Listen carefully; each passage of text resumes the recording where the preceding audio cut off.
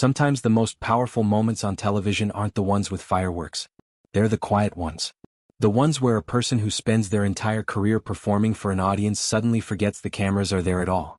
That's what happened when Mark Consuelos sat down for a conversation that had nothing to do with Broadway, nothing to do with Live, and everything to do with the one relationship that shaped him more than any role ever could: his relationship with his father.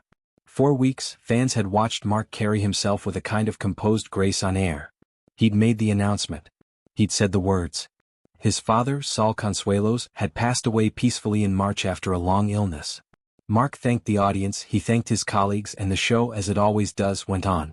But there's a difference between saying something happened and actually saying how it feels. And it was in that gap, between the public statement and the private truth, that this next moment landed so hard for so many people. Because when Mark finally sat across from a podcast host weeks later, away from the studio lights and the live audience, something shifted. He wasn't performing grief anymore. He was living inside it. And what he admitted was something so simple, so human, that it stopped a lot of viewers cold. He had never actually said out loud that he missed his father. Think about that for a second. Here's a man who has spent his adult life being watched. On soap operas, on Riverdale, on live television 5 mornings a week. And the one sentence he hadn't been able to form even privately was the most basic expression of love a son can offer. Not a eulogy. Not a tribute. Just 4 words: I miss my dad. That's the kind of admission that doesn't come from a script. It comes from a person finally catching up to his own emotions. What made this moment resonate so deeply wasn't just the sentiment, it was the timing of it. Mark explained that his father's decline had stretched out over months. Months where the family quietly understood what was coming but kept showing up anyway, kept hoping anyway. He described it as a brutal stretch, the kind of slow goodbye that doesn't get easier just because you can see it coming. And then, when the moment did arrive, it happened gently. Quickly. Almost as if some small mercy had been granted after such a long, difficult road.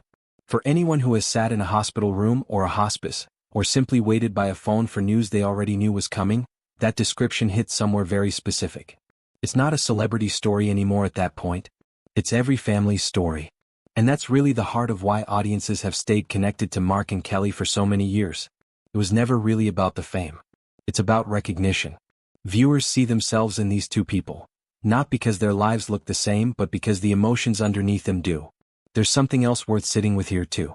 Mark didn't get the space to fully process this loss in a quiet, private way. He was in the middle of tech rehearsals for a Broadway revival when the news came.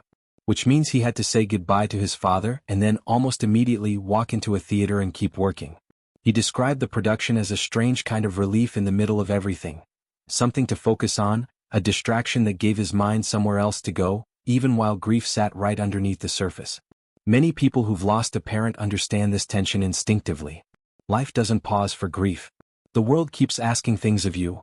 A job, a performance, a family who still needs you to function, and so you learn to compartmentalize, to set the sadness aside during the day and let it catch up with you at night, alone, when nobody's watching. Mark even shared a small, almost private ritual that has quietly become part of his nightly routine on stage. Before stepping into the spotlight each night, he glances up toward where the house lights are, even though he can't really see anything from where he stands. And in that brief second he imagines his father sitting there. Watching. The way a son still wants his father watching, even after he's gone. It's a small image, but it's the kind of detail that changes how you see someone. Not the polished television host. Not the guy trading jokes with his wife on a morning talk show. Just a son standing backstage looking for his dad in the dark. There's a reason moments like these travel so quickly among fans. It's not gossip. It's not scandal. It's recognition of something real, the universal ache of loving someone who is no longer there to receive it. And when someone as visible as Mark Consuelos allows that ache to surface publicly, even briefly, it gives permission to everyone watching to feel their own. Kelly's presence throughout this chapter has added another layer that fans have quietly appreciated. When Mark first shared the news of his father's passing on their show, it was Kelly who gently reframed the loss, reminding him and the audience of how fortunate their family had been to have Saul in their lives for as long as they did. She spoke about knowing her father-in-law for more than 3 decades and calling those years among the best of her life. It wasn't a scripted tribute. It was a wife looking at her husband in real time, trying to hold him steady while he processed something enormous on live television. That's the kind of chemistry that can't be manufactured. Anyone can deliver a rehearsed line about loss. What audiences responded to was watching two people who have built an entire life together instinctively know how to show up for each other, even with cameras rolling and a studio audience watching. It's easy to forget, in the middle of the banter and the games and the celebrity guests, that Kelly and Mark are, underneath all of it, just a married couple trying to get through hard days like anyone else. And maybe that's exactly why so many viewers wondered what was happening behind the scenes in the weeks that followed the announcement. There's a natural curiosity that comes with watching someone grieve in public, not out of nosiness but out of care. People wanted to know he was okay. They wanted to know Kelly was okay. They wanted to know how a family handles losing someone so central to who they are, especially while still showing up to work every single morning with a smile. The podcast conversation seemed to answer that unspoken question in the most honest way possible, not with a tidy resolution, but with the truth that grief doesn't resolve neatly. It just becomes something you learn to carry differently. Mark spoke about his father in almost mythic terms, describing him as the best man he'd ever known, someone whose values shaped nearly everything about how Mark carries himself in the world. A man who came to this country as a teenager from Mexico, who built a career in the military, who spent decades in service before eventually settling into a quieter chapter of life. It's not hard to understand why a son would speak about a father like that with such reverence. What struck so many viewers, though, wasn't the admiration itself. Plenty of people speak highly of their parents after they're gone. It was the vulnerability underneath it. The willingness to admit that even now, even with all that admiration, there's a very simple truth that hadn't yet been spoken. He missed him.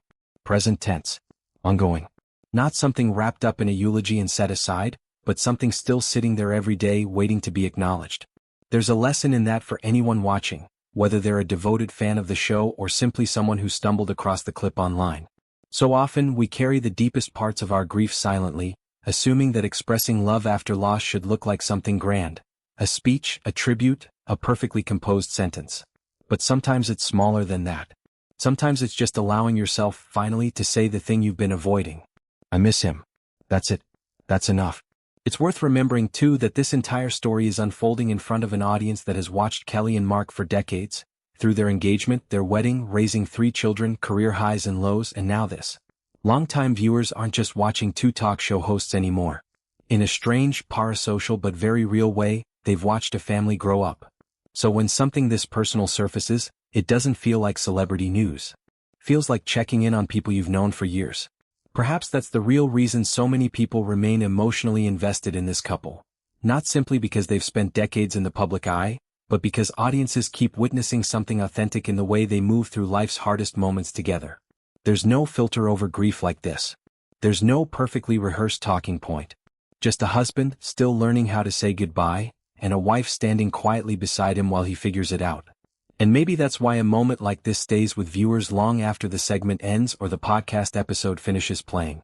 It's not really about Mark Consuelos the actor or Mark Consuelos the talk show host. It's about a son who lost his father and finally found the words. So here's a question worth sitting with. When was the last time you said the simple thing out loud, to someone you love while you still can? What do you think it says about Mark and about Kelly and Mark's relationship, that this truth came out the way it did? Share your thoughts below. And if this moment resonated with you the way it clearly resonated with so many others, let us know which part of their story has stayed with you the most.